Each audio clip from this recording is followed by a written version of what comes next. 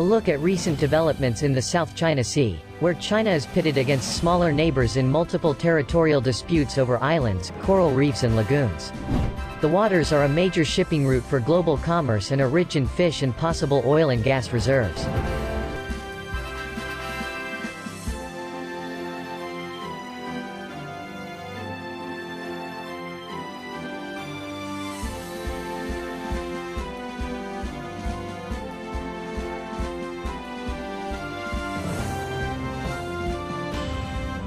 China holding new military drills.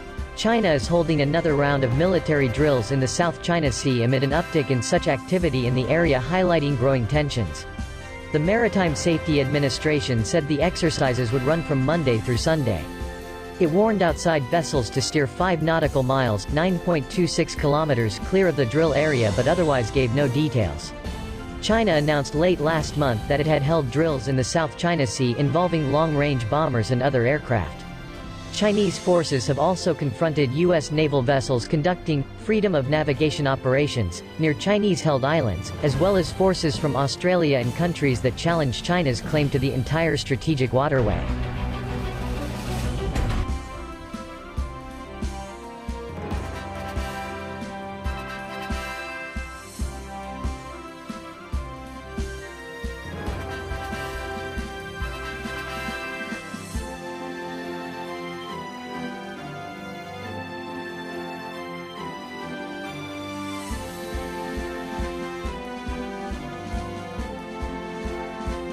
China seeks renewed ASEAN support. China reportedly called together diplomats from the Association of Southeast Asian Nations last month to seek their backing after a new diplomatic challenge from the U.S. It's not clear if the meeting, reported Monday by Hong Kong's South China Morning Post newspaper, yielded any immediate gains as talks between China and ASEAN remain in limbo.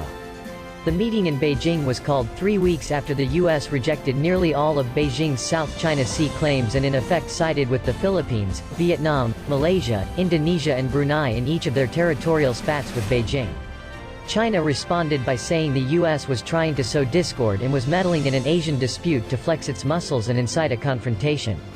According to the newspaper report, during the meeting in Beijing in early August, a Chinese official expressed concern about the risk from military activities by non-regional countries, a term Beijing uses to refer to the U.S. as well as its allies Japan and Australia.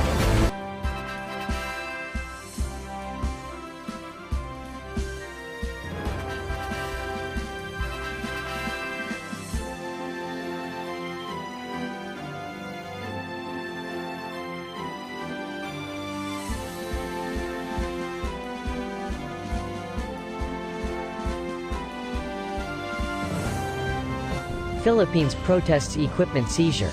The Philippine government filed a diplomatic protest after Chinese forces seized fishing equipment set up by Filipinos in disputed Scarborough Shoal.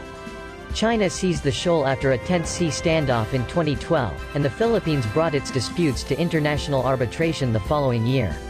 The tribunal in 2016 invalidated China's claims to virtually the entire South China Sea, but Beijing continues to ignore and defy the decision. The Department of Foreign Affairs in Manila said in a statement Thursday that the Philippines also resolutely objected to China continuing to issue radio challenges to Philippine aircraft patrolling over the disputed waters. A Chinese government spokesperson responded Friday that its Coast Guard was enforcing the law in Chinese waters, and that the Philippine aircraft had harmed China's sovereignty and threatened its security.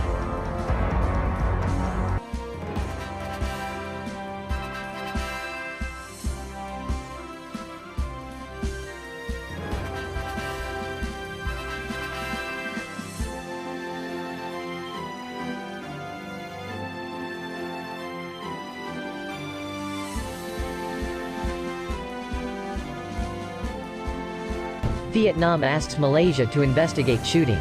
Vietnam has asked Malaysia to investigate a Coast Guard vessel that fired shots at 2 Vietnamese fishing boats, killing 1 fisherman.